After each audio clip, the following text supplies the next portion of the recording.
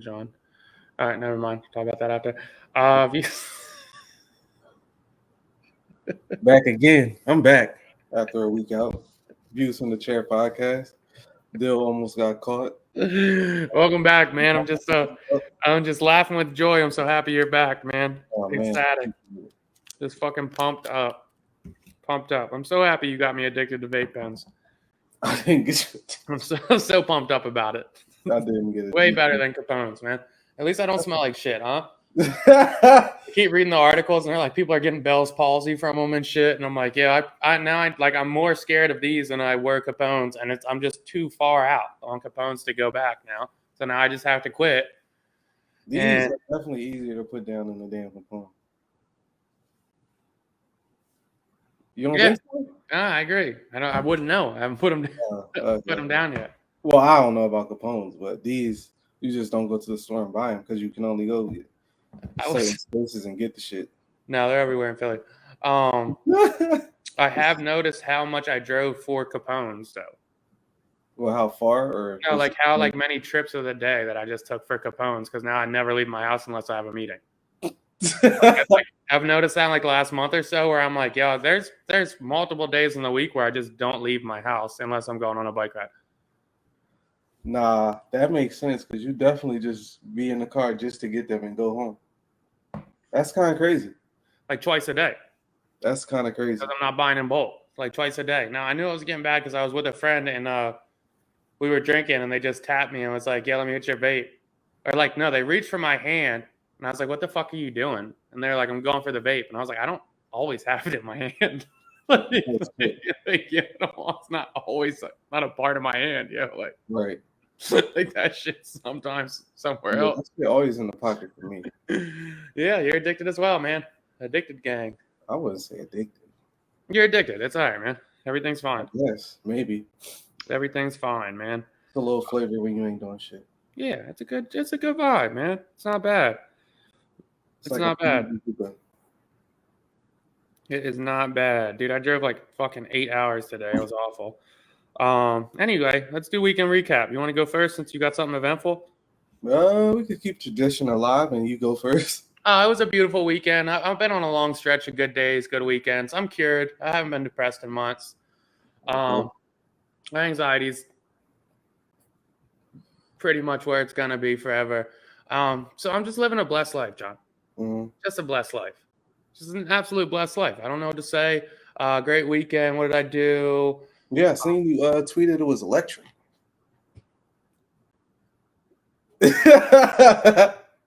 Electric 4 days. Electric stretch, man. You had to let the world know that shit was fire. Like you got that shit off. Like I've been having good days, bro. Good fun.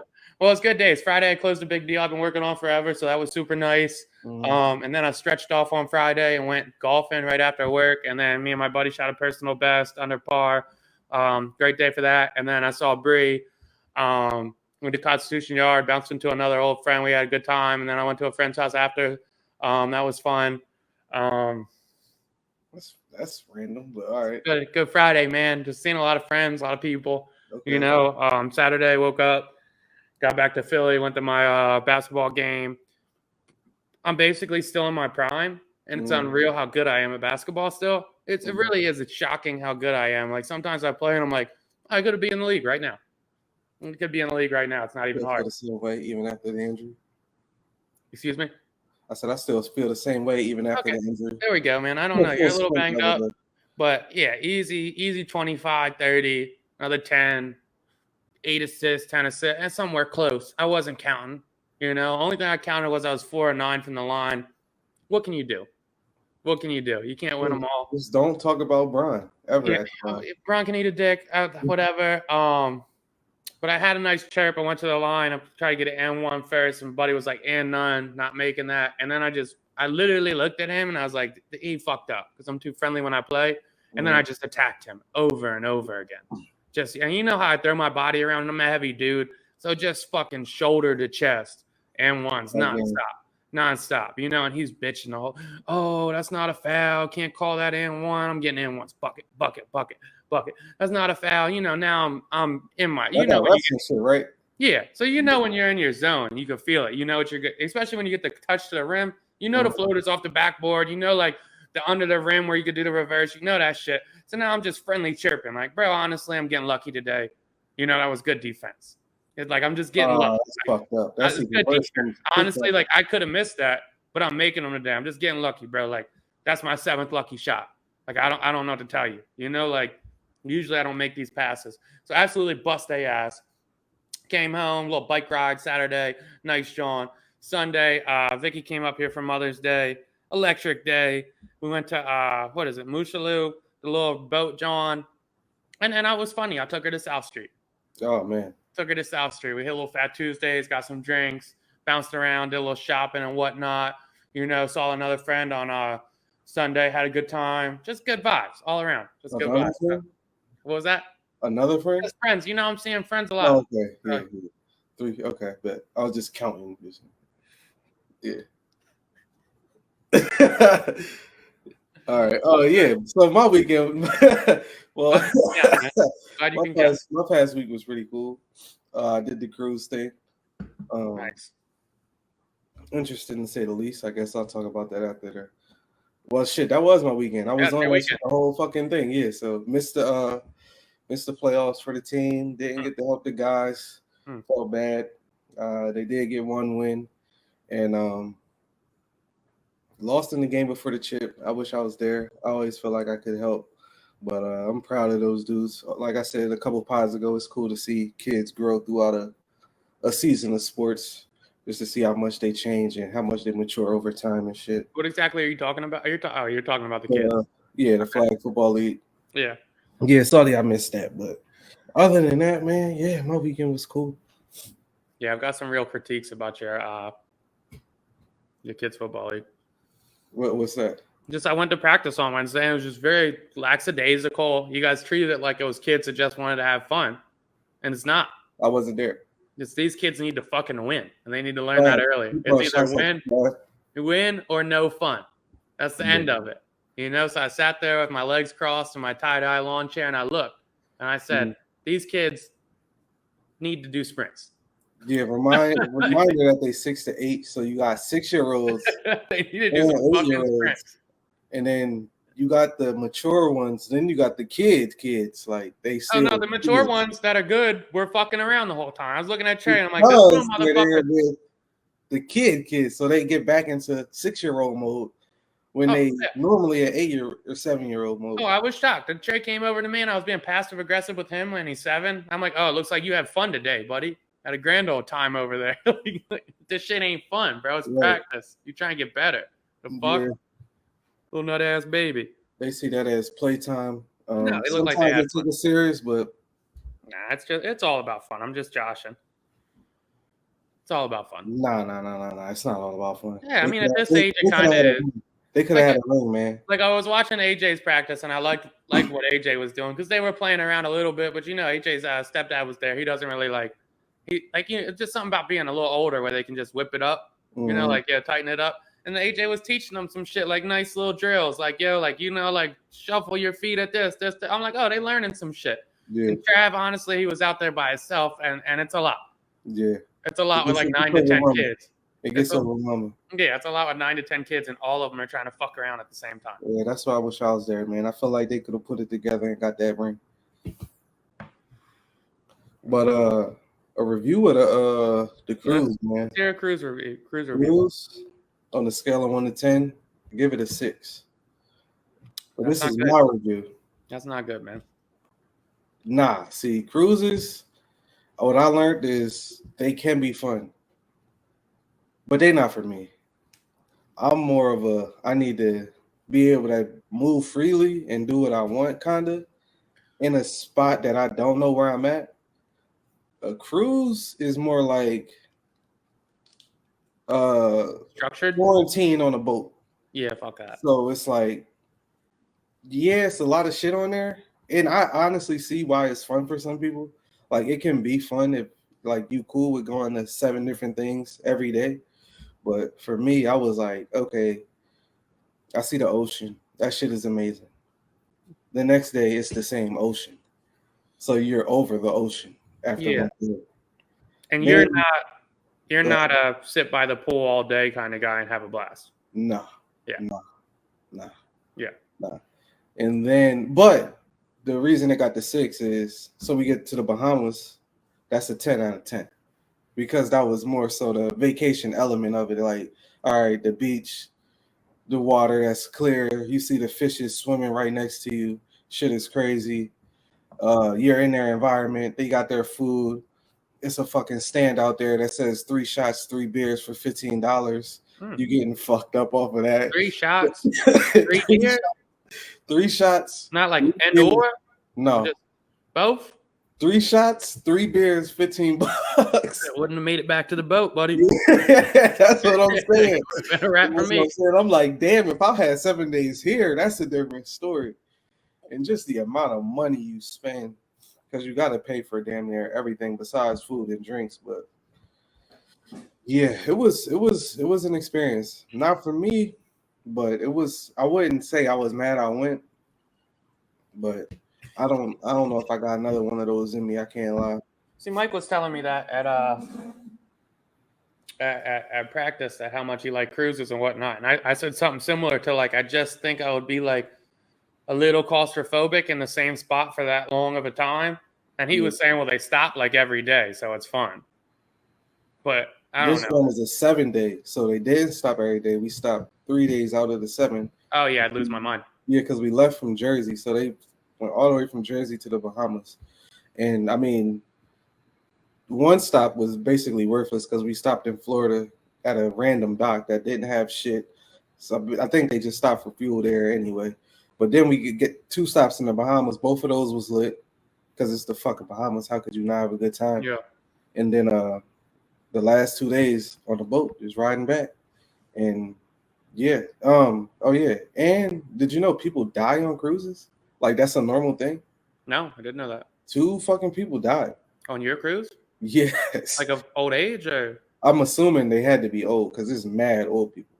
But yeah, it's a normal thing that people die on cruises. Do they have like a morgue? They got to. You got a little freezer they put the nobody body? even knew they died. It was just some random person went to the medical thing and heard doctors talking and 2 people died. So yeah, that's fucking wild. But didn't know that went down. But yeah, cruise. It's an interesting experience though. Ocean is fire to see, but other than that, it's all right. Yeah, I don't necessarily feel like I would want to do that. Nah. Probably by day 3 or 4, I'm like, all right, I'm over this boat. Yeah, I'm missing the Lakers games for this. Did they have a casino? Had a casino. Oh, I would have been fine. Hit the casino. A lot of jackpots in there too. People was hitting for real. I struck out after a couple hundred lost. Like, all right, yeah. Even more miserable. Nah, it was fun because it's the casino, so you're not mad. You already know you're spending money, so you're just like, all right, well, I'm gonna chalk this up to lose, basically. And then you do that and you lose, and you're like, damn, I could have won that or spent it somewhere else. But that's did your lady share the same sentiment with the cruise? Not really. I feel like she enjoyed it. Like I said, it was. Well, I didn't say that, but yeah, it was like a family reunion to her, so different element for her. But for me, I was just like, all right. So you was the negative Nancy on the cruise? I wasn't negative. Nah, I'm never like in the moment like this fucking sucks. Yeah, like I'm not saying it sucked. I gave it a 6. But in your mind, I'm a 6 out of. I know your rating scale, buddy. So 6 out of 10 isn't a fun day. A 6 out of 10 isn't a bad day either. Yeah, it's a regular day. It's a regular Tuesday. Yeah, regular. Yeah. It's like I made it through the day. I did some cool shit, and I just like if you hit a happy hour, it's an 8 out of 10. So like happy hour probably a 7 out of 10. That's what I'm saying, dog. Happy hour is like a 7 out of 10. Yeah. That's not good, dog. Nah, it's good because did the kids enjoy it? The food was decent. You get the whole new experience. Like they had a buffet joint, and then they had like this little dining joint. Both of them free. So they got the buffet, you eat whatever the fuck you want. And then they got like a dining joint that's the same as the buffet, except it's a whole dining experience like you're in a fucking 5-star restaurant. They put the fucking towel over your lap, all that shit. You dress up to go, all this fancy shit. So that shit cool, but they got comedy shows, talent shows, karaoke nights, all types of shit, man. Did you make it back from Mother's Day, or did you have to give your mom a rain check? Yeah, that had to be a rain check because we got back on Sunday, and then she was at a winery, so Yeah, she was not not having anything. Shout out to Rob Duke. I saw a picture of you, and it looked like you were really locked in on mini golf. So I figured you were trying to find some fun there. Trying to find something. Yeah. They had a basketball court. I'm sitting there watching the basketball court with puppy dog eyes. Like, dang, I remember when I could hoop. It was just a lot. It was cool. Man. It was cool though. Like I said, it wouldn't be on my priority list to do again. But I would say if you like to travel, I would say experience it once. But make your own judgment from it. But yeah, I was banking on your review, and I'm good. Yeah. I don't know if you would enjoy that. I'm straight because I'd rather just fly to the Bahamas then. That's how I felt. Yeah, I was like, 7 days in Mexico would have been lit, but yeah, it is what it is. Well, I'll do 4 days in Bahamas and call it a day. Yeah. 100%. That's what else I said. I said maybe this shit would have been like an 8 or 9 if it was like a 3-day joint. 7, just too much. 7 days anywhere is almost too much unless you're like backpacking through Europe. Yeah, that's a lot, and it's only, but like I said, it's only but so much you about to do. Yeah, you're doing a quarter of the month on a boat. I'm good. Yeah, not a shot. What do you want to talk about? Oh man, Ja Morant back at it again. Back at it again. Ja, what's your take on Ja, man? There's a lot of takes out there. A lot of people that cape for him the first time. A lot of negative and learning experience talk from the first time. What you feel like this time? I don't think we did like the cake for him too much on the first time or the second time. I think the first time was kind of like, oh, it is what it is. He's at a strip club, and then he started doing the little laser shit, a laser point, and everybody was like, what the fuck? And at this point, it's like, yo, like, buddy, like, and like I see people blaming his friends and shit too. Like, oh, it's got to be his friends, blah, blah. But like his buddy, as soon as he noticed he had the gun, took him off camera. And you can't have your nobody friend that has nothing going for him being more alert about your career than you. Right. Like you should, like, good part on his, but he should not know what's worth this and not you, dog. He shouldn't be the one with the gut reaction like, oh shit, you wildin'. And like it was so fast. I'm like, where's the gun? I didn't even see it. If there wasn't a screen grab, I wouldn't have saw it because he was so quick with it. Like, yo, he's wildin'. Like, you're on some nut shit. And like Ja, and this shit with Ja where you gotta like, it's hard to give him bail because he came out and was like, yo, I don't have an alcohol problem. I don't like none of that shit. So you just stupid then, bro. Right. That's what you're saying? You just fucking stupid? And even with the alcohol problem, did you see him in the club chugging the fucking Casa out the bottle? Yeah, he's a nut, bro. Like that's not bro. That's not normal. I'm gonna say that. I'm a drinker. I can't do nothing like that. That is not normal. I'm not like that. Like bro, and your tolerance to that level to be able to do that. It's crazy, bro. Like I'm talking about like when I was blackout drinking in college, I couldn't do that. Right. Like that's fucking crazy. So like Ja Morant, like do whatever the fuck you want with life. And I see other people going, well, it's legal, Second Amendment light, whatever. That's all fine, yo. Mm-hmm. But all employers, anybody you work for, has fucking clauses in the contracts. They have social media clauses in the contracts. Like right now, if I post some crazy shit on social media, I can get fired right off the rip. It's like there's certain shit you sign when you sign up to work for an employer. Mm-hmm. There's fucking behavior contracts. And I'm sure the NBA is riddled with shit in there. And the endorsement contracts are all the same. So if they don't want you listening to NBA Youngboy fucking twirling a gun around, because regardless if you say it's a Second Amendment or what, motherfucker, you know what the image is. You're not twirling the gun around to Beethoven. You twirling the gun to a song talking about drill, drill, drill. Not even shooting the gun. Like you just in the video. Being freaky. Why the fuck do you need to dance with the gun so bad, bro? I don't understand it. Why the fuck do you need to dance with the gun so bad? Put the fucking gun down, bro. Jesus Christ. Or shoot somebody. Do something with it at this point. This shit is weird, bro. Because even if you are like a tough guy and shit, like, we never fucking like was Super Joe about the guy that always posts the gun and never did nothing with it. No. What's the point, bro? You're not saying you're a killer or nothing. You just like to dance with the gun. Wasn't even no rappers that showed their guns. And we was like, cool. Oh, they got that gun? It's not cool, bro.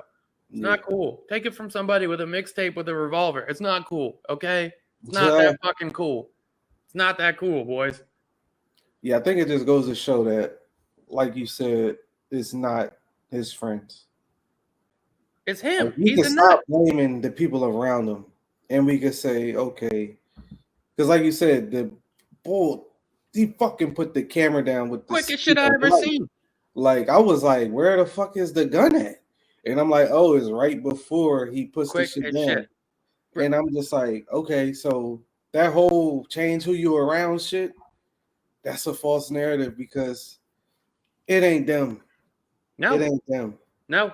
And if I was his friends, I'd be a little hot with it too. Because, like, motherfucker, you got on national TV and said it wasn't my gun. It was my buddy's gun. So now everybody thinks we're nuts. And we know, like, let's be real. All those motherfuckers know that's the meal ticket. Yeah. We all know you're the meal ticket. Whether it's we're going to leech off you. They got a speech from somebody like, yo, protect him. If he doing stupid shit, 100%. Tighten up. Like, even if they're not going to leech off him, you're going to be the bank. You're going to invest in whatever we, like, make something happen later down the road. Stop fucking drawing. You just missed out on the fucking extra money from the All-NBA, John. What was it 30 mil extra? 40 million. Come you on. Just missed out on 40 million extra, bro. You're going to lose this Powerade contract. The Grizzlies already suspended you before the NBA got to it. What the fuck do you want to prove? Yeah, what do you want to prove? The part is that the wrong person is going to ask the question you asking. What do you want to prove? And let's see if you want to prove it. Because then it goes to, even if it's a self-defense, it goes to like, okay, you have to kill somebody or you have to shoot somebody or you get in a shootout and you get shot and then you can't play ball no more. Wasn't worth it because when you're doing shit like that, you are attracting a certain type of person to come try you. Because somebody is going to say, oh, well, let's see a job really about that shit. Dude, I mean, that's actually a great point that I didn't think about, but we all know if you put that energy out there, and motherfuckers have learned that shit a tough way a few times. If you put that energy out there, it will find you. You won't get it. You puff your chest out enough, motherfuckers is gonna come check and see if it's real or if it's just that. Mm-hmm. So keep twirling that gun around, and motherfuckers is gonna see if you gonna bust that gun that you keep showing. You keep showing it. You got to use it, and maybe that's what he wants to do. I don't know. Like, I don't know the mental makeup on Ja Morant. I don't know if it's just immaturity. I'm sure it's just immaturity, but I don't know if it's just immaturity. I don't know if he feels like he has to prove himself as he's not just an athlete.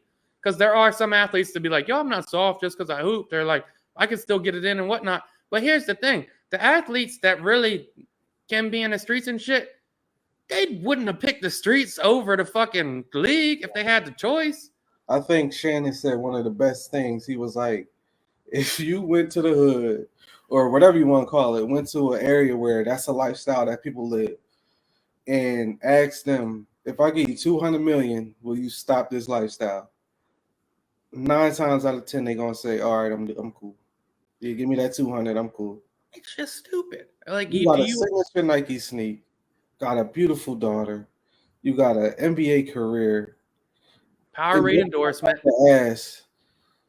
What are we doing, bro? What do we want out of this? I just don't understand the like. And this is where Ja probably has to go see like a psychologist and see what the fuck is going on. Because I understand the fantasy around like being respected as the killer, but there's no killer in the world that wouldn't rather be respected as the fucking hometown hero. We seen Aaron Hernandez, man. We seen how this shit went.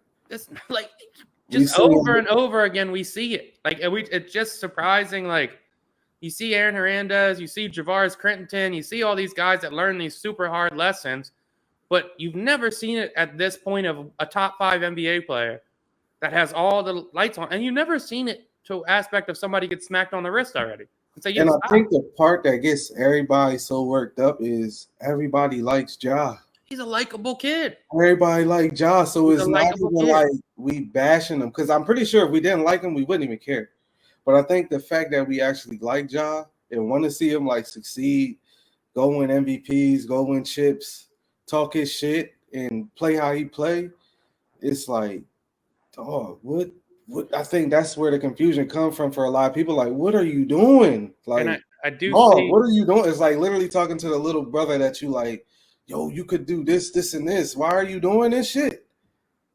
And like I did see like a few different talking heads, like your boy Schultz was like, yo, if he's legal and he can have a gun, what's the deal?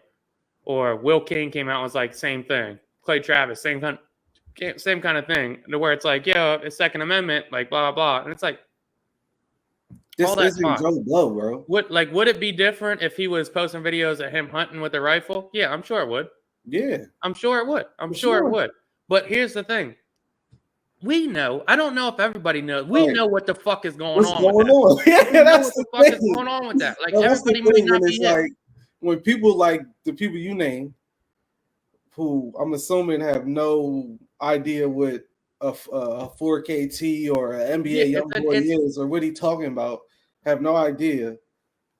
They have no clue what is being. I don't want to say Josh pushing a message, but what's being portrayed. We know what the image is. They get it as far as what this motherfucker is talking about and what he's. Yeah, you know what the fuck the image is, and it's just stupid. And like, yo, if you want to have a gun, here's the other shit about it. It's like, have a gun, buddy. I feel like most rich people should have a gun, especially if you're riding around like how you're riding around. Majority of people that have a gun to protect themselves aren't dancing with it. They're not listening to NBA YoungBall 24/7 dancing with the strap. It's just not a thing. Like, and if you knowing how he drink, that's the other part. Like, I think it's being left out. I think the part that people missing is knowing how he drink, knowing how you can get if you not in your best mind space while you drunk. If the wrong person bump into you, if the wrong person step on your shoe, the wrong person look at you the wrong way while you drunk, that could cause a huge problem. And knowing you got something in your pocket that could end that problem instantly, that's not a good mixture. Not a good mixture. And I think people forgetting that part is, if he got this shit on him in the wrong place at the wrong time and he do something stupid with it, what was it all worth? I do, and I'm going to be hypocritical here because I do get it. Jaws, what, 22, 23, 24 now? He's young as shit. He's like 22, I think 23. Yeah. I was flashing some guns at that point. And it not was very up, though. Not 200. That's what I was saying. It's very stupid. And I was flashing guns when I really didn't have nothing to lose at that point. So you gotta understand you're not a regular guy. You don't have the same leeway that regular people have. You can't really make them mistakes in the public when you have all eyes on you and so many dependents on you, and you've already got a slap in the wrist from your employers and your endorsers telling you this isn't acceptable. Right. So it's just you got to grow up quick, buddy, or you're gonna flush your career down the drain. And here's another. They just got smoked in the playoffs. He's not the only young person in the league. No. Nobody else is showing this behavior. They might do it behind the scenes, but it's not on camera. Well, they just got smoked in the playoffs, John, by a fucking 7-6 seed, 7 seed, whatever the fuck it was. They just got smoked. And a good reason behind that is he missed a good portion of the season for this knucklehead shit. Yeah. Yo, tighten up, buddy. And Dylan Brooks is falling on the fucking bullet because he's chirping. Look who the fuck is acting like this still, yo. Look who the fuck it is. This nut-ass boy that wants to be NBA YoungBall for some reason. NBA YoungBall's been rapping for 8 fucking years, buddy. I promise you have more money than him. More money and put more time into your craft than he has. Tighten up, buddy. Tighten the fuck up. I think it goes to show that, 8 days in the rehab? 8 days. That shit ain't get the job done. 8 days. And this other shit I keep saying, his dad. This is the reality of it. The kid is 23, 24, and he's rich. Yeah. His dad can't say too fucking much at this point. No, it's honestly it's nothing you can say. It's him. It's him. It's not on the dad. It's not on the people around him. It's not on whatever. Maybe there's I don't know what the explanation could be. I heard Bomani talking. I listened to this podcast earlier, and he was saying how maybe it's the pressure of nobody ever believing in him. He didn't get put on till his freshman year in college. Yeah. Nobody knew about him. He's the only one that made it out of his squad or crew, whatever. Everybody banking on him. He got a team on his back. Damn near got a league on his back. The youngest Nike guy now with a shoe. He got a lot of pressure on him, but I don't know if this is how you relieve that pressure. Ja Morant's self-sabotaging. And he's obviously self-sabotaging right now. And whether that's because he's got anxiety disorder or whatever, and he feels like the pressure is he's done so well that he feels like the new pressure he'll never live up to. Or he keeps hitting these goals and more pressure comes. So instead of trying to reach those goals, which he already has, he's an all-NBA guy already, super young. Instead of keep climbing, he's going to self-sabotage, and that way they'll be like, well, if he would have just left the liquor alone or he would have left the booze alone, he would have got to the top. So maybe that is his way of doing it, But stop. Fucking stop, dude. Yeah, the only thing I could hope at this point is, honestly, the only person I think I could, not person, but only people I think could actually talk to him is dudes in the league. And I feel like it would have to be somebody of a Steph Curry, LeBron, KD type of superstar that did it and done it all. And at the tail end of their career to take this motherfucker like literally under his wing, like, nah, you moving out here. You're not moving with those dudes. Even though they don't seem like they're the problem. You just gotta get away from whatever the fuck you used to. You need a whole change of scenery. And I don't even know if it's those kind of guys. Maybe it's time for like Steven Jackson to take his cape off and go up to him and say, yo, you're drawing, buddy. I get it, but fucking relax. I just feel like the path for him is cut out to be one of the best players ever. And if this shit don't get under wraps now and it continues, we could see one of the biggest derailments in the craziest 30 for 30 in 10 years that we've ever seen. Like, you know who I would like to talk to him? Like, it's not even like a Derrick Rose thing where it's an injury. It's like actions outside of basketball. You know who would be a good guy for him if Melo went and reached out to him? I don't know if he has or not. And was like, yo, I get it. Like, I came in the league and they caught me on the Stop Snitching DVD with the Warner Brother tax and all that shit. I was around all the street fellas. I'm from Baltimore. I get it. Chill, bro. Like, you're drawing. It got to be more than chill. I'm pretty sure a majority of dudes told this motherfucker to chill. That's the thing is, who would he listen to? Well, that's the other thing too, bro. Like, anybody, honestly, is there anybody he would listen to? That's the shit. Some people are so self-made that they don't listen, and that's why they're so successful. And if you've been so successful from not listening to people tell you what you can and can't do, then it's hard to come in and be like, "Yo, stop," because I got all my success from not listening to people tell me. Motherfuckers told me I wasn't going to be that good. I wasn't recruited from high school. I wasn't going to be a high D1 guy. I wasn't going to be super nice. I wasn't going to get to all NBA. I wasn't going to be as good as Zion. So I did all this shit my way, and now I've hit peak doing it my way, and now people are going to come in and say, yo, do it our way. So I understand why it's hard, but like sometimes you need to take yourself out of that fucking bubble and look and say, I'm acting like a fucking asshole. And I think the hard part maybe for him is that it's not affecting his game.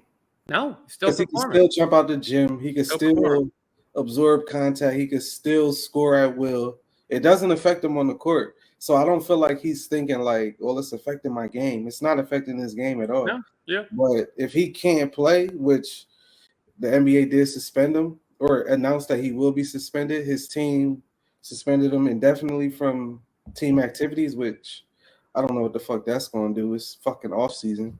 But if he's suspended half the year, I mean, I think a punishment as far as the whole year and maybe mandatory counseling or something, I don't know. But a whole year, I think that'll like sink in, like whole year no pay. That would be insane, but it may be necessary. You don't want to see him lose no bread, but you just want to see somebody like Ja succeed. We all want him to do good, dude. So hopefully like a guy like Melo or maybe like a guy like AI, somebody like that reached a superstar and was under super scrutiny and realized you had to adjust or probably not serious enough, but even Gilbert Arenas. We hear the stories, but again, we wouldn't see that shit. And like if you look at Gilbert Arenas, like him bringing around guns and flashing them, not on social media, but in the locker room, essentially ruined his career by 5 years. Yeah. The injuries had something to do with it, but if he didn't have that reputation, he would have got – I mean, he could have coasted out. A couple chances, yeah. Yeah, he would have coasted out. So, I mean, hopefully he gets it together. Yeah. You want to stay on NBA real quick? I got a random question. I was on Twitter earlier and I saw a debate, so I'll ask you this. We can run through it in a couple minutes, but I was curious when I saw it. You had to cut one player: Anthony Davis, Jimmy Butler, Jason Tatum, or LeBron right now. Jimmy. Wow. I don't know if you can do that right now. Jimmy's playing probably the best in the playoffs. Yeah, that's cool, but if I think Jimmy's leading the playoffs in scoring right now. That's cool, but if it had to be one, I'm not cutting any of the other guys. I know it's tough. One of my buddies said Tatum, and I'm like, I don't think you just dropped the first 50-point game in Game 7. You can't cut Tatum, and you can't cut Anthony Davis. And then I come down to LeBron and Jimmy, and can't cut Bron. We just seen what he did. I don't know, man. I think you might have to cut Brown before you cut Butler right now. How? Because Anthony Davis is the best player on the Lakers right now. I seen Somebody just said this shit. And it was Max Kellerman. He had him number 1 in the playoffs, the best player in the league right now in the playoffs. He had LeBron at 1. Not a shot. Somebody commented and said, how is LeBron at 1 when he's not even the best player on his team?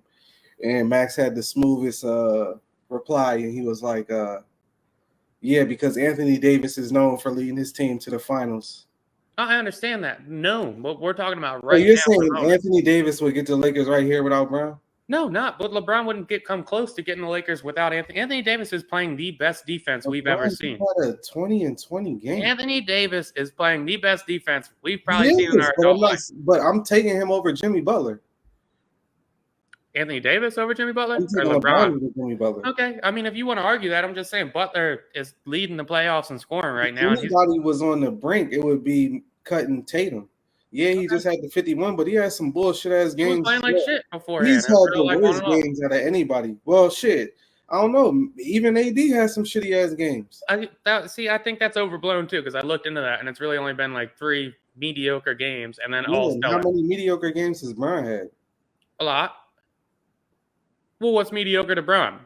Exactly. Look at the question you asking. It's like same thing with Anthony Davis. What's mediocre to Bron? But that's the same thing with Anthony Davis is like he's had all stellar games. I'm saying the shit with Bron is different because you putting people in them positions to succeed. You putting Austin Reeves in position to succeed. Did you see the clip of Shumpert talking about Bron? Yeah, how he was playing the Boston Celtics running the same play for a whole quarter just because he understood they couldn't stop this shit. Yeah, and I'm not I doubt Anthony Davis or Jimmy Butler is coming down saying, we're running the same play. You go here every fucking time and stop it. Looking at the coach, you can't I'm not trying to downplay Bron right now because I do think he's transitioning into like an absolute, like how he's playing. A genius of basketball, which he's very cool. It's very cool to see how he's playing right now. But I think Anthony Davis is probably my number 1 guy in the playoffs, regardless. Because in my adult life, I've never seen somebody affect the game like that in defense in the playoffs. I mean, honestly, this is a question you probably should have asked after tonight. Because if he locks Jokic up, they are serious championship contenders. Because I'm not scared of Jokic, but I am curious to see how Anthony Davis. It's impossible to stop him. So if he can get him down to 20 points, 6 boards, and 5 assists, that's what I'm saying. He's nuts, absolute nuts. And if you would have asked this question before that Game 7 for the Sixers, it would have been an easy Tatum for me. Yeah. That's what I'm saying. Tatum has played the worst, but he had that fucking 51-point game in Game 7. And it's kind of like, damn, you can't even say him. So, I mean, Jimmy, it's a hard question. I think maybe you're taking it back because I answered it quickly, but I did that for time constraints. But if I had to answer, I'm saying I'm going to cut Jimmy. I don't see the other 3. I wouldn't even be mad at cutting Tatum, like I said. Maybe Tatum. Fair enough. And real quick before we jump for basketball, Doc Rivers got fired. Justified, right? Yeah. You can't keep blowing leads in series. And I saw that shit. And I think Doc Rivers' record in Game 7s is like 1-7, 1-6. Disgusting. And he's the only coach with multiple teams that have lost a 3-1 lead. He's had it happen like 4 times. Ron was taking them to Game 7s by himself, and he had get Doc Rivers the fuck out of here. He is the worst good coach in the league by far. Yeah, I've been saying that shit for years. Doc Rivers is not a good coach. He's a player's coach, and he's not a good player's coach. In the Game 7s. He's an awful coach. He was an awful coach before the Big 3 got traded to the Celtics. He was an awful coach in Orlando when he was down there. Mm-hmm. He was an awful coach with the Clippers team that should have got championships. Yep. He's not a good coach. Yeah. He's not a good coach. Yeah, I have no bail for Doc. He's likable. Yeah, I don't even know if he's likable. He's funny and whatnot. He's likable. And I thought he was whack after he said this shit about Ben. Honestly, I thought so too. And Joel Embiid, biggest pussy in the world to me. Yeah. Yo, stop doing pressers, Joel Embiid, where you say, yo, we all need to get better because me and James can't win. Jesus Christ, buddy, you just got the MVP. Come back and say, I need to get healthy and I need to play better. Yes, at least say if I was healthy, we would have bust their ass. Jesus fucking Christ, dog. Like don't say everybody else. Jesus Christ. Like, yo, we all need to get better. That makes people not even want to play with you. What the fuck is wrong with this guy? Dude, I just don't understand it. But if I was the Sixers, I'd be fucking watering at the mouth because you got Monty Williams out there. You got Coach Bud out there. Yep. David said, you got Sam Cassell out there. Like, there's multiple good coaches. You could bump Sam Cassell up. You could bring Bud in, who just had a championship with the Bucks. Monty Williams. I love Monty Williams. Yeah, I think Monty Williams is a great coach. He's a player's coach, and he makes adjustments. Doc Rivers doesn't make a fucking adjustment. Doc so quick is they seen that, and they like, oh, we need him. We need somebody. They saw 2 coaches a year get fired back to back. And here we have Doc Rivers, who doesn't know how to make a fucking adjustment in a series. Yeah, he might be done out here in these streets. It's stupid.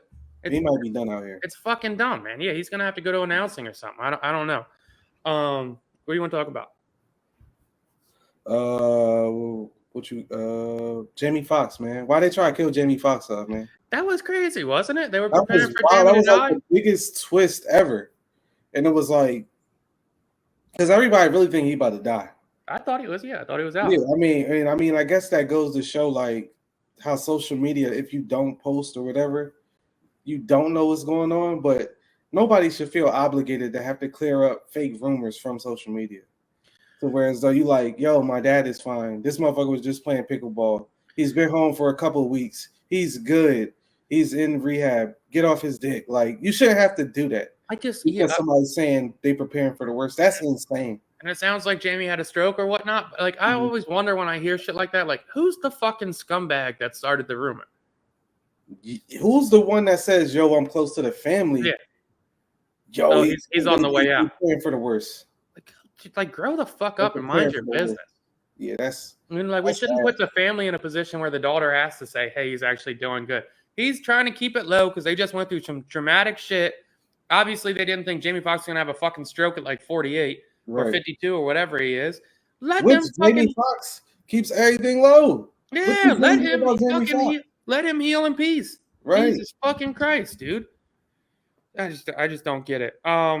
Did you see the Gabrielle Union shit that's going on Twitter recently? I didn't see the clip. You got a clip, or you just want to? I don't have the clip. You can pull it up if you want. But the gist of it was that she says she has financial anxiety because she has a lot of pressure of they split the bills 50-50. Okay. And she also said that she takes care of a different household with her family and whatnot, but in their household, she splits it 50-50. So she feels the financial stress of it. Like, yo, I still need to get to work. I still need to get after the jobs, but I can't relax pretty much. Okay. So it's 2 ways you could take this. One way is we don't know her personally, but we know from watching her, Gabrielle can be a little animated. Yeah. She can gas some shit up more than it is. Because I'm pretty sure we all know D Wade will be like, babe, I got it. Gabrielle seems like the type that we talked about a couple weeks ago. Like, she wants to contribute. Like, she wants to feel like, nah, I got it. This is cool. And I'm pretty sure that also at the same time motivates her to be like, let me keep working. Let me keep doing this, and this. So, but I mean, I guess what's the debacle?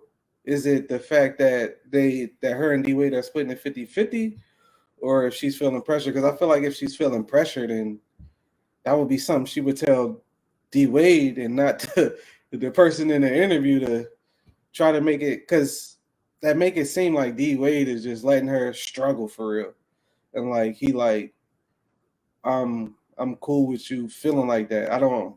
So is it the question? Was she wording it like D Wade wanted like this, or was she wording it like this drives me to do more?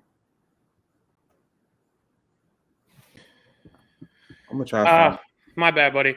Yeah. So this is the shit with me. Is like I was just having this conversation earlier, and I agree with you 100%. First thing I said was bullshit.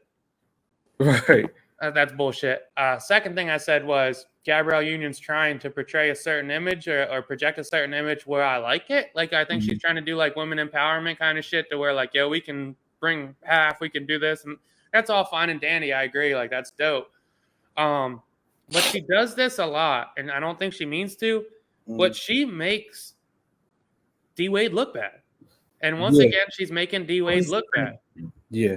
Like, I don't know if she's probably not doing it on purpose, but you're talking to talking about a guy that has career earnings upwards to $300 million in the NBA career, on top of endorsement life that gets $25 or $24 million a year, and it's like, yo, like, we play the clip real quick, but it just doesn't look good for D Wade. Right. And she doesn't care, I'm sure, but and he doesn't care, I'm sure. Right. Because he know her. Yeah, he knows it. Did you develop that first sense of security? In this household, we split everything 50-50. But in the other households that each of us have to support, it puts this, there's always this like gorilla on your back that is like, you better work, bitch. You better work. Bitch, you better work. You know, you gonna sleep in? You know, somebody might not eat. Even in that context. So what she's saying is, because that sounds a little better when I hear it. Sounds better, yeah. In this household, we split it 50-50. In the households where I was the main provider, I had the pressure to work. So she's not feeling the pressure now to work, but they still split it 50-50. And hey, if you and your husband want to split it 50-50, more fucking power to you. Right. Have a blast. Have a blast. A bitch wants to split 50-50 with me? Please. Bring it on. Please. Bring it on. I wouldn't expect it, but like, yeah, have at it. Right. And I don't know. I know D Wade's endorsements are around $20 million a year. I don't know what Gabby's making. And I would assume they probably have a joint checking account at this point. You would think so. You would think so. Yeah, I mean, like I said, she's a little animated. And that's what that sounded like. That it's more so on maybe her taking care of her family and not necessarily the D Wade household. And maybe she's also like, yo, I'm tired of doing that shit. Because if you handling shit at your spot, are you obligated to handle shit in other people's homes? Well, I think what she was just saying was before that relationship. So like her husband before that, and she was on record a few months ago saying that he didn't work or he was doing that. So I understand what she's saying. Like, yo, you're the main provider. You constantly feel the pressure to work. You can't really relax. I understand that. So are we getting like Jada Pinkett vibes with Gabby as far as the husband looking crazy after they speak? Yeah, but now that I listen to that clip, I feel like that's really out of context. Yeah, and I'm glad we did look at it because I didn't look at it. I was just reading the headline and I was just like, oh, that's interesting. I think that's really out of context because that sounds like, yeah, me and D Wade are fine splitting it 50-50. And like I said, like, yeah, joint checking accounts, whatnot, you want to split it 50-50, you guys make comparable salaries. That financially makes sense. Right. But on the flip side, if Gabrielle Union, I don't know what she's demanding as an actress these days. If she's making $2 million and he's making 20 and they split it 50-50, I think that's stupid. Yeah, that's a little crazy. And if it was the flip side of her making 20 and he making 2, it would be stupid. So like, oh, that's a fact. Yeah, I don't know, man. But she does. She accidentally makes him look bad. Yeah. Did you see the power leak? Well, damn, are you watching Power still or no? Yeah, I didn't see the leak because I don't know where to find it. Okay, I got him. Well, most selfish guy I've ever met with leaks. The kid's got no link. Man, I was on vacation and I'm seeing the last 2 episodes of Power League, and if you've watched this season, shit been on fire. And the last 2, it was just crazy seeing all the people talk about it. And I'm like, all right, I gotta get off of the main timeline, go to this fucking search bar and find these shits. And lo and behold, I found them. And people was watching the YouTube shits all blurry and bootleg. They got these shits HD. I'm like, oh, like they really leaked these shits. Somebody really leaked, like when The Wire season 4 leaked. It's like that type of shit. Oh, buddy, and you know me, I couldn't contain myself, so I watched the clips. Yeah, I was seeing the clips, and I'm like, oh no, I can't see it. I was salty when I seen one picture. Spoiler alert! When I seen Monet slump, I was like, no. And then I'm like, all right, let me go watch these fucking episodes. Damn, Monet got killed. Do you want to know? Well, no, I don't want to know. You just said she was slumped. Okay, well, I won't say nothing else. All right, fair enough. Send me the links. Because I tried to watch it this weekend. They didn't upload a new episode. So yeah, and that's why they said they leaked this shit. Not hard to find though. I'll find them shits. Yeah, and did you see Adidas working with Ye again? Yeah, I did. Are they biting the bullet? I mean, here's the thing about it is like with those public traded corporations or public traded companies is this shit is they overestimated the outrage of it. And like like the publicly traded companies don't really have like a moral agenda. They don't really care if like we know that. Yep. like they don't really care either way. And Adidas, I don't know if you watched the new Michael Jordan movie about the shoes. On Prime, I'm like, damn, this shit up here fast. It's fucking sick, dude. Yeah. Let's watch it. But I didn't realize is like Adidas is a German company, and they have roots in like Hitler Nazi camps and whatnot. Not saying that they were a part of it, but whatever. Like, so maybe it like hit a little too close for them to where they jumped the gun and was like, nah, I can't bring that energy back around here. Yeah. But like they don't really care about the moral agenda of it. And the reality was like their stock was going down a lot. They were losing a lot of revenue. So what's the best thing to do? And if you noticed, they probably told Ye, like, shut the fuck up for a little while and we can bring you back on board, bud. And we haven't heard a peep from Ye. Not a single thing. Not a single thing. Bull was walking around in some tights though. I'm like, yeah, he looked crazy, but I mean, that's Ye. Well, he gets the pass. Yeah, I'm not shocked by it. Whatever. Have a blast. Yeah. Nobody stopped wearing Yeezys because of this. I didn't. I wore them on a cruise. Yeah, nobody stopped wearing Yeezys because of this. And like to an extent, like honestly, I don't know if people like I don't want to say associate with it, but like I don't think people look at Yeezys like an endorsement of Kanye yet or either anyway. It's just some fly shit. It's just shoes. At this point, it's just shoes. It's just shoes. Yeah. I think it's funny how you could wear the clothes where people will be like, I'm not listening to R. Kelly. Even though it's drastically different shit and drastically different things were done. But it's funny how when it's clothes and shit, hence Gucci or whatever it is, making racist shit, but you could go still wear it because you're like, well, it looks good, so I'm gonna wear it. But when it comes to music or a person, you're not fucking with it or them. Even though I feel like if Ye dropped the album tomorrow, the shit would go platinum.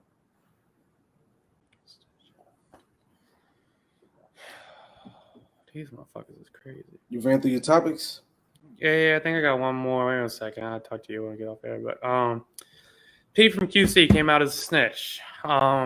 Is that official?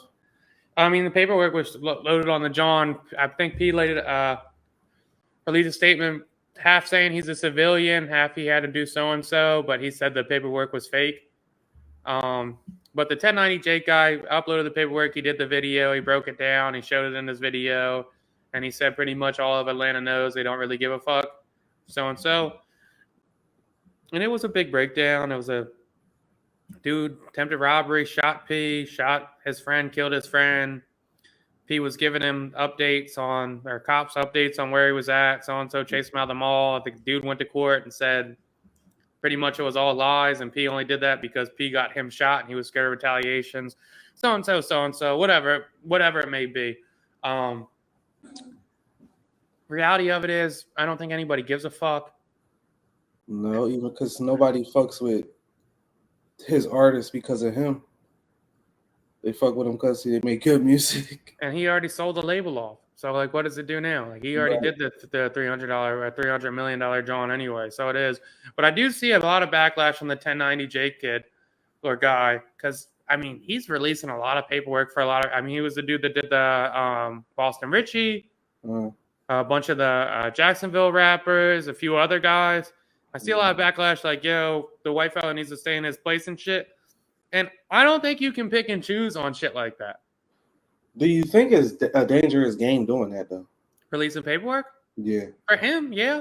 Yeah. For him, I'm sure somebody wants to hurt him because, yeah, they could be rats. But we all know some rats are killers. Right. And they have funds to kill you as well. So, like, dangerous game for him. But, like, if motherfucker's a rat, don't be mad at who told you. Be mad that they ratted.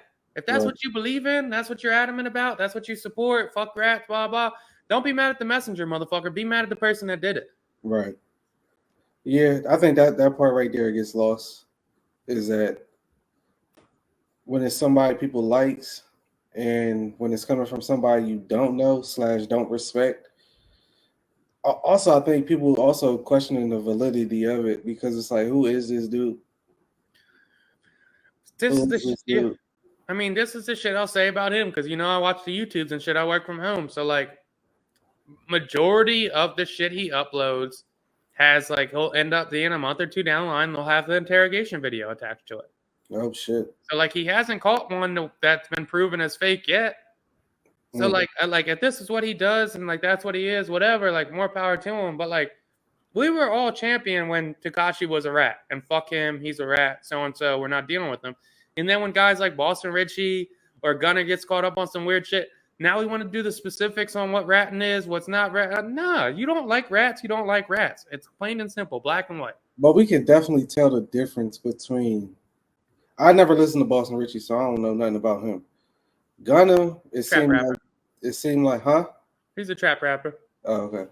Gunna, it seemed like Thug don't look at him like that. So I think Gunna has been excused of all accusations, even though people still not really fucking with him for the most part. I think people still waiting for Thug to come out and put his arm around him. I don't know. A link in the bio is, I guess, pretty strong. But my thing with the P shit is like, are we not necessarily surprised, but I wasn't like, I never looked at the executive like, especially if they don't make music. Like, all right, I'm pretty sure it's mad executives that have done some wild shit, but nobody thinks about the executive when they listen to this artist music. Like, I don't know who's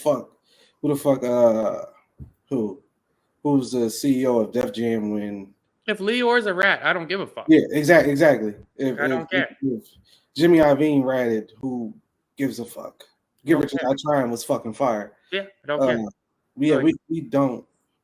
I don't like P as like I'm not gonna stop listening to the Little Baby freestyle because P ratted. I don't know what the fuck P's supposed to be. I have no idea. Me neither. I didn't know he's the artist. Like when it's an artist that's pushing the narrative and they just go against it by doing that and they saying they do other things, but this is what they really doing. That's when it's like, all right, I can't fuck with this person if you like authenticity in your music.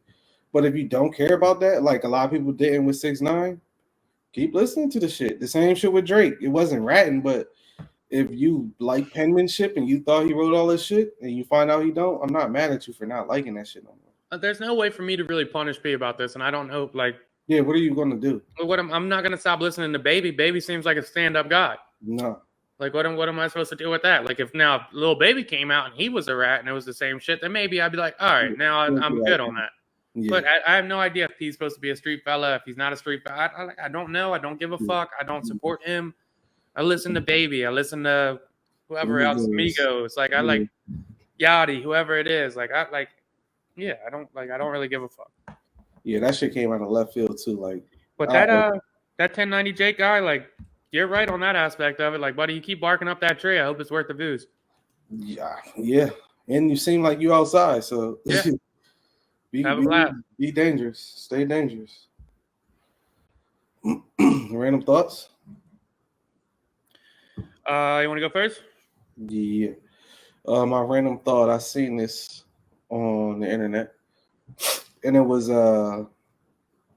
is it unattractive when you dealing with a girl or you see a girl you may be talking to, somebody you dealing with, but you see them liking a lot of, you see their social media activities heavy, like you see their name under a lot of pictures from other dudes.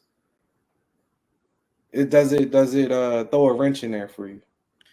Say that one more time for me, buddy. I just got a bad number.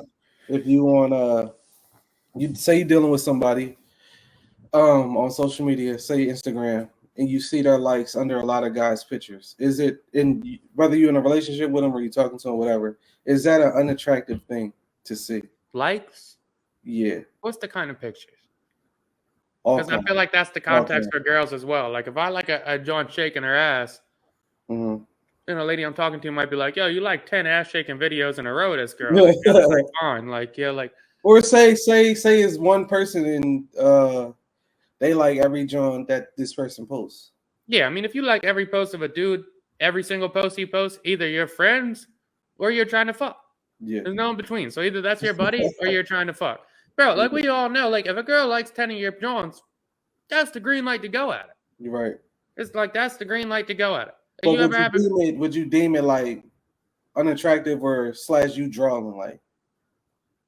Oh, if I'm talking to somebody, are you questioning her about it? Okay, if I'm talking to somebody and she's continuously liking every single fucking post and retweeting shit, and she doesn't know the guy, yeah.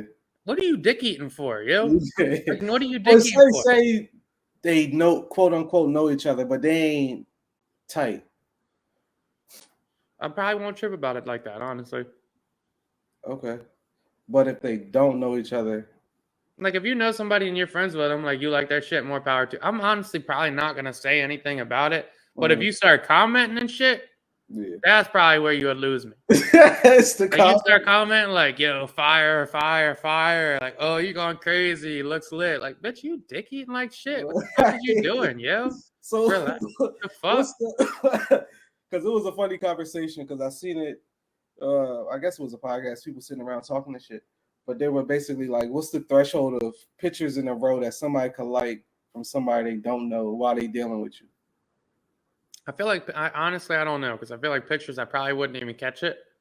I wouldn't probably catch any of this. Like, I probably wouldn't catch any of this, honestly, bro. So, I don't know. It was just a conversation. They had a good conversation because basically, it was 2-on-2, basically. A girl and a guy, a girl and a guy, and then a girl and a guy, basically fighting both sides. And it was basically like, yeah, I don't want to see that. That shit look weird. Especially if you with me, you look crazy doing that shit. You look on the other side, there was like, it's just social media, which a lot of people go to. It's just social media.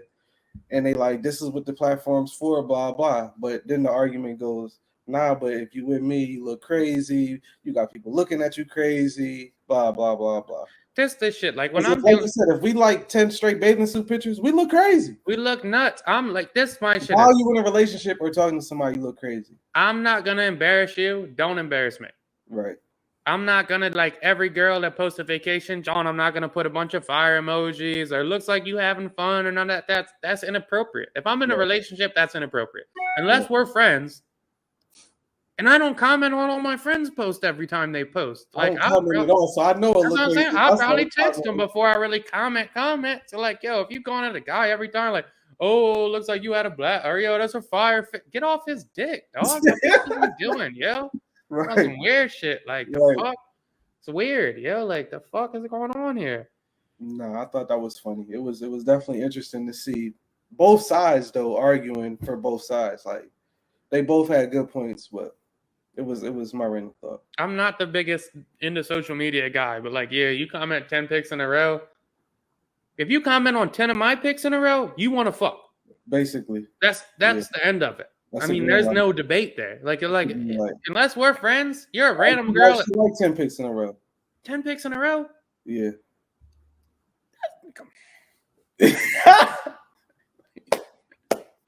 Come on, bro. Yeah. Please. Stop it. Unreal. Yeah, man. No, that's funny. You got one? Random thought. I'm gonna switch the tempo, going to my mental health bag. Okay. I was having some conversations with some friends lately over the last week or so, right? Mm-hmm. And I was self-reflecting because I was like, yo, like, you have these conversations, John. Like, I don't like you probably don't have these conversations outside of me. But it's interesting because I find my way into these conversations of like, yo, like, Dill, like, I'm not happy or something's not going right. Like this, or I felt really so-and-so. And like, here's what I try to tell people, right? Because like, I don't know, John, it's tough to like, trying to think how I want to position this. Because it's like an interesting breakdown of like, here's the shit. All right, so here we go. People think it's easier than it is. And that's what I want people to realize as they look at the finished product, and it's because none of us really show until the finished product. Like I could tell you now, like 31, happiest I've ever been. Right. Not even close. Like I haven't called you with a freak out in a fucking grip now. Like it might have been years at this point. Like, yeah, this shit didn't happen overnight. Like it didn't happen overnight. I didn't get depression. Like I was just thinking about that shit the other day. I binge drank like a motherfucker this year. For like bachelor parties, weddings, like so-and-so. Years ago, if I bench drank, I just knew I had to chalk it up as being depressed for a couple of days afterwards. That shit doesn't even happen anymore. Right. It's good. Everything's fine. Everything's golden. It's nice to feel. But like to that point is people think like it's a quick fix and it's not. It's not a quick fix. depression, anxiety, like the overwhelming feeling of pressures in life to you're not doing good enough to like all this is like you got to think like I'm saying I'm happy now at 31. We started having these conversations like 18. This is like 13 years in the process. Yeah. Of like continuously trying to figure it out, trying to find a way, trying to do this, trying to like, do I need to go to therapy? Do I need to exercise more? Do I need to do this? So I always tell people, because like the reality of it is it's like similar to going to the gym. Like you might go to the gym for 2 months, get in shape, feel good. But if you stop going to the gym, you're going to get out of shape again. It's not like you can just work out at 24 and you'll be in shape at 28. Right. You have to continuously work at it to stay in shape and stay fit. It's just not an overnight thing. And that's what I think people get to like this like really low point in life and go, fuck, I'm 31 or I'm 30 or I'm 29 and I don't feel good. And like, this is awful. It's like, well, what have you done to improve that? What have you tried? Have you tried antidepressants? Have you tried therapy? Have you tried the upkick in exercise? Have you tried changing your eating habits? Tried less drinking? So like, I hate to hear like people at this point be like overwhelmed with it or super discouraged because it takes fucking forever. Yeah. It just takes forever. It's not like it gets better, but it takes a long, consistent effort to figure out what works for you, how much you need to do with it, what you can do, what you can't do, what's a comfortableness, like how do you get out of your comfort zone? And that's the other shit is too, like, if you stay in your comfort zone enough because you feel a little comfortable, that's not going to work forever. You know, like eventually you'll pop your head out and go, I'm missing out on a lot. And that's going to make you sad. So like, it's just tough. I just hate to hear people get discouraged about it because it's not like a cake. It's not a cakewalk. About how to get out of depression. How to get out of depression, how to get out of anxiety. Like none of that shit is an overnight success. Like, and like, I think some people think it is because like they'll hear me talk about it recently in the last like 3-4 years to where I openly talk about it. But there was 7 years where I wasn't saying shit. Right. So like, it's not like, yo, like you start talking about it, you express it and you feel better. No, like it takes a long time, but it does get better. Yeah. I guess this is my robot syndrome of like, I do wonder how I'm gonna feel like after I have a child, whenever that happens. But yeah, I can't really touch on it, which is kind of fucked up, but I don't know. I don't really got too much for it.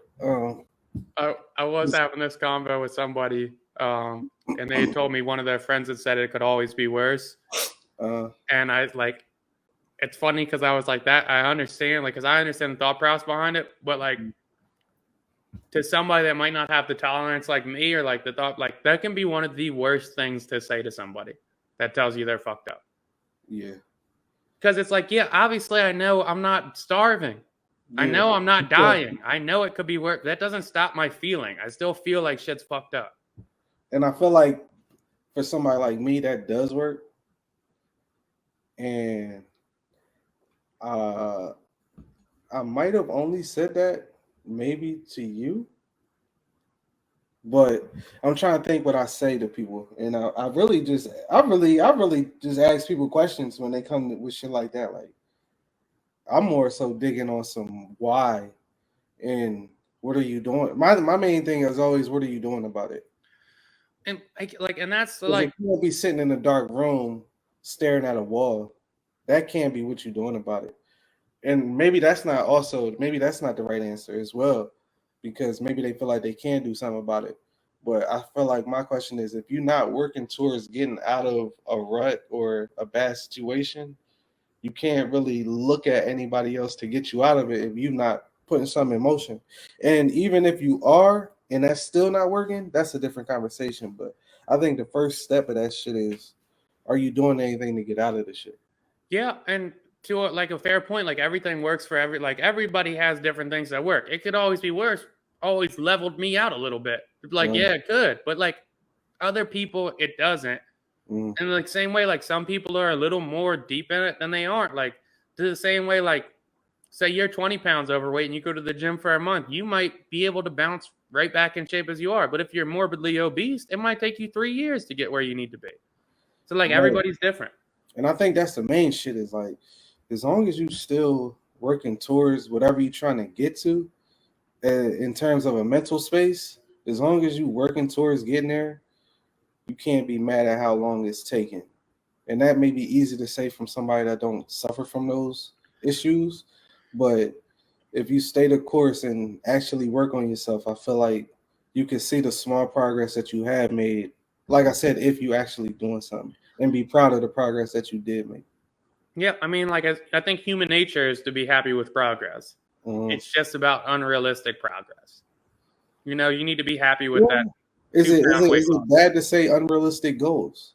No, but like I'm like just a realistic timeline of it. Like if you're depressed, you haven't came out of the house in 2 months, you haven't been on a date in 3 months. If you go on one date this quarter, that's progress. Be happy with yourself. Or you go out for one happy hour with your friends and you haven't been out all year. That's a baby step. Maybe next quarter you'll go out once a month. Like there's you get overwhelmed with the thing where it needs to be fixed ASAP. All of a sudden I want to be social. Right. All of a sudden I want to be actively dating. All of a sudden I want to do this. Like all of a sudden I want to own a home. It's like, well, own a car first. Right. You know, or like get like But even with small shit like, not saying it's small, but even with shit like going out, even with shit like being social, with like dating, that's depending on how you are, because I guess if you do got anxiety, it might be hard to ask somebody out or whatever. But that's a quick fix. That can be a quick fix. It can be a quick fix, but like I said, depending on the type of person you are, maybe that's not the most comfortable thing for you. But then also you got to work on getting more comfortable with people in general. Well, here's the other thing too, is like you can't be scared to make yourself uncomfortable. Yeah. You just can't. Yeah, like life calls for uncomfort. I think my favorite advice that I may give to people, and I use myself, is the worst that somebody, in terms of trying to date or deal with somebody or ask something, the worst somebody could say is no. That's literally the worst. And you can't be scared of the no. Matter of fact, you should maybe expect the no. And then when you get the yes, you'll be more surprised that you got the yes. Yeah. But don't be mad at the no. 100%. I agree with that. I think that's a lot easier for somebody like you to say. But I do agree with it. But that has been like, there's nothing more attractive to me than if I meet a girl that can get me outside of my comfort zone. Yeah. And that's what you want. To look for, yeah. You want somebody to try and press you to get out of your comfort zone a little bit, not to make it super pressed, but comfortably, cautiously get you out of the comfort, force you out of there. Because 9 times out of 10, you step outside of your comfort zone, it's a blast. And that's the shit you'll be saying in the moment. Like, I would never do no shit like this. Never do this, and then you do it, and you're like, "This is fun." It wasn't that bad. This was fun, yeah. Even if you don't, you could have a 6 out of 10 experience like I did with the cruise. Or you could hate it. Never went on a cruise. Or you could hate it, and now you don't have the wonder of, would I really hate it? No, I hated it now. I know. I tried it. I gave it a go, and I don't like it. Moving forward, I know. Instead of that, I wonder, or I wish I could just try that, or I wish I would just be bold enough to give that a go. So But yeah, long story short, random thought is it's a long fucking process, man. It's not an overnight thing. It never is an overnight thing. Most people, just like success in life, financially, physically, whatever it may be, is 9 times out of 10 or 99 times out of 100. It's not a 1 week change. It's not a 1 month change. It's a long-term change. Yeah, I agree. That's Views from the Chair. Till next time. Next time.